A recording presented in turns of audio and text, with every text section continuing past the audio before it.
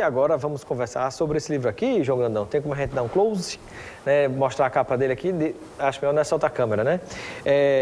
Vamos falar sobre o lançamento desse livro aqui, que eu vou mostrar para você, que é 1500 de Portugal ao Saliente Potiguar. Praia do Marco, Porta Oficial do Brasil, de Manuel de Oliveira Cavalcante Neto. Esse livro vai ser lançado amanhã, lá no Hospital Infantil Varela Santiago. Toda a renda vai ser destinada para o Varela Santiago. Vai ser lançado amanhã, a partir das 5 da tarde. Eu quero contar com a sua presença. E, para falar sobre a importância para a história do Brasil deste livro, eu vou conversar com o autor, Manuel. Seja bem-vindo ao nosso Boa Tarde, Cidadão. Boa tarde, Robson. Boa tarde, telespectadores. Com muito prazer estou aqui com vocês na Band. Prazer tê-lo conosco. E eu inicio a entrevista ele perguntando o que é que o levou a escrever, a pesquisar, né, e com o fruto da pesquisa, publicar este livro que mostra, que traz fortíssimas evidências de que o Brasil começou aqui no Rio Grande do Norte. Foi descoberto, achado, né? Alguns dizem descobrimento do Brasil, outros dizem achamento do Brasil, outros dizem conquista do Brasil, outros falam em invasão do Brasil, mas na verdade tudo começou aqui e não lá na Bahia. Bom, comecei a me interessar depois que eu li O Mando do Mar, de Lenin de Pinto, historiador nosso aqui, membro da Academia Norte-Rio Grande de Letras, que é o dono dessa tese. Ele, depois do Mando do Mar, isso me interessou bastante, comecei a pesquisar. Fui a Lisboa, passei vários dias na Torre do Tombo, apenas para direcionar como seria a minha pesquisa e consegui muitos elementos lá. Andei por bastantes sebos aqui no nosso nome, são alfabarristas lá, e vi diversas obras que depois adquiri de volta ao Brasil. Trouxe algumas que não podia trazer todas, mas depois adquiri diversas obras. E obras através da própria internet e obras escritas ainda no fim do século XV e no início do século XVI, baseado nisso. E quais são as grandes evidências que mostram que realmente o Brasil foi descoberto, começou aqui no Rio Grande do Norte? Bom, as correntes marítimas, que a principal dela é a Equatorial Sul, acompanha a linha do Equador pelo sul, de leste para oeste, e quando chega à altura entre a latitude de Fernando Noronha e São Roque, o nome atual do cabo, ela se divide em duas. Até hoje, os navios, mesmo com combustível, ainda aproveitam essa corrente favorável para a economia do combustível. E naquela era, como é que é isso? Naquela época, na verdade, não tinha o barco a motor, né? Então, o barco... Com mais razão. As caravelas, né, eram Santa Maria, Pinta e Nina, não é isso? Não, essas foram de Colombo. Eu misturei as conversas agora. Qual era o nome? Mas, rapaz, que furo horrível isso. Como era o nome das caravelas? Olha, eram 12 embarcações. As caravelas de Cabral, né? Eu misturei...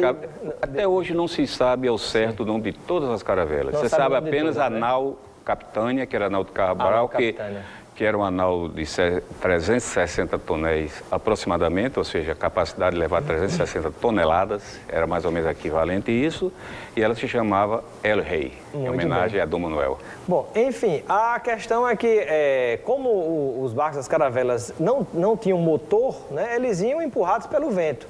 E, nessa ocasião, não tinha como se chegar à Bahia, como se diz que foi descoberto lá na Bahia, o Brasil, mas chegaria naturalmente aqui. Me parece que alguns testes já foram feitos, inclusive. Os navegadores portugueses, ainda em meados do século XV, 1400, na segunda metade, depois de Dom Henrique, o navegador, eles já, para fugir das calmarias na costa da África, do Golfo da Guiné, basicamente, eles faziam a grande volta do mar. Embora fosse mais distante, era mais rápido do que isso. E assim foi feito com a armada anterior. A armada de Cabral é a segunda armada. A primeira armada foi a de Vasco da Gama. E Vasco da Gama foi que fez o regimento, ou seja, deu as instruções como deveria ser a navegação dessa segunda armada, capitaneada por Pedro Álvares Cabral. E recentemente foi feita digamos, uma experiência com uma réplica, se não me falha a memória, de uma caravela, não é isso? E do mesmo jeito teria chegado aqui se não tivesse ligado o motor do barco, né? Como é que foi essa história? Nas comemorações do 5º centenário do Descobrimento do Brasil, no ano 2000, foi construída uma réplica, uma caravela semelhantes às do século XV e XVI. Essa caravela, além de contar com alguns instrumentos náuticos atuais, bem modernos, foi colocado nela um motor diesel de 190 HP. E ela vinha comandada por um oficial superior da Marinha Portuguesa. Conforme relato dele, a certa altura ele teve que ligar os motores para conseguir chegar a Porto Seguro, porque Lá na Bahia. Na Bahia, porque os ventos e as correntes traziam justamente para a nossa costa. Para o estado do Rio Grande do Norte. Né? E o detalhe, como o senhor falou de correntes marítimas, né? Até em outra entrevista eu lhe perguntei que as correntes marítimas são as mesmas e levam os mesmos caminhos séculos atrás. Não tem essa história que a corrente marítima muda, não. Ela sempre leva para o mesmo lugar, não é assim? As variações são mínimas. Estimam os estudiosos, os especialistas, que houve pouquíssimas modificações nos últimos 120 mil anos. Nos últimos 120 mil anos. Mil né? anos. Ou seja, então, pela própria corrente marítima, pelos ventos, né, já há outras comprovações nesse sentido, não teria como as caravelas de Cabral terem chegado na Bahia. Chegaram inicialmente aqui no próprio estado do Rio Grande do Norte. Em que lugar exatamente? Eu baseei em dados da Carta de Pero Vaz de Caminha. Pero Vaz de Caminha. Pero Vaz de Caminha ele diz o seguinte, ele diz que no dia 22 de abril estava a 6 léguas, ele escreveu isso posteriormente, possivelmente, a 6 léguas da costa, aproximadamente 36 quilômetros, e avistou um monte alto e redondo, que aí já é outro caso, vamos dizer. Que se diz que é o Pico do Cabugi, né? A tese de Lenino mostra e defende que é o Pico do Cabugi. E navegou mais até meia légua na costa. Meia légua, alguns botes, algumas embarcações a remo se aproximaram da praia para ver se havia um lugar seguro, um ancoradouro seguro, que desse segurança às 12 embarcações, que eram 9 naus e 3 caravelas. As caravelas com a capacidade de torno de 50 a 60 toneladas, na época chamava tonéis, e as naus com capacidade que variavam entre 250 a 360 toneladas. Nesse ponto, no dia 23 de abril, ele parou, não houve isso, e começaram, está na Carta de Caminha, navegaram em direção ao norte com vento favorável, ou seja, vento de popa, que é o vento predominante aqui, né, na costa, que vai até aproximadamente Galinhos, mais ou menos. E depois de navegarem 10 léguas, encontraram um ancoradouro muito grande, muito bom, e ali fizeram aguada, ou seja,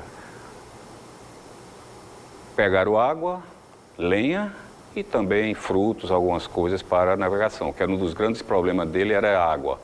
Para ter ideia, a cota de água era igual à cota de vinho. Mas o vinho era porque para poder tomar água, que a água estragava. Então, a partir desse dado, essa informação da carta, que está bem explícita nela, quando se desce as 10 léguas, se chega entre Rio do Fogo e Pititinga, ou mais precisamente, nas proximidades do Zumbi. E desse ponto da meia légua, se avista grande parte do litoral, que é um recuo grande. Muito bem. E a partir disso, há um outro documento que é o mapa de Cantino, que tem um fragmento que é a capa. Também, né? Muito bem. Eu vou precisar lhe interromper agora, até para não perder a graça do livro, né? Eu quero agradecer a sua participação no nosso espaço, no nosso Boa Tarde, Cidadão. Seja sempre bem-vindo, né? Em breve a gente volta aqui para conversar um pouco mais sobre as evidências que mostram que o Brasil foi descoberto aqui no estado do Rio Grande do Norte, e isso ainda vai ter muita repercussão. Um dos defensores é o próprio Alexandre Garcia, né, de outra rede de televisão também, que abraça essa tese.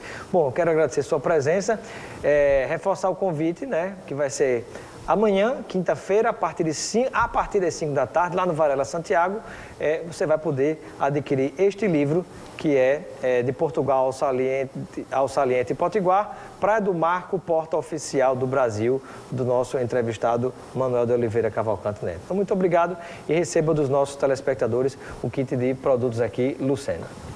Tá, eu quero agradecer a oportunidade que deu e reiterar o convite amanhã. E eu estou dizendo sempre, os meninos do Varela Santiago agradecerão. Perfeito. Porque toda a renda será para eles. Toda a renda para o pessoal do Varela Santiago, né? Uma boa ação, além de conhecer mais sobre a nossa história, é muito importante isso.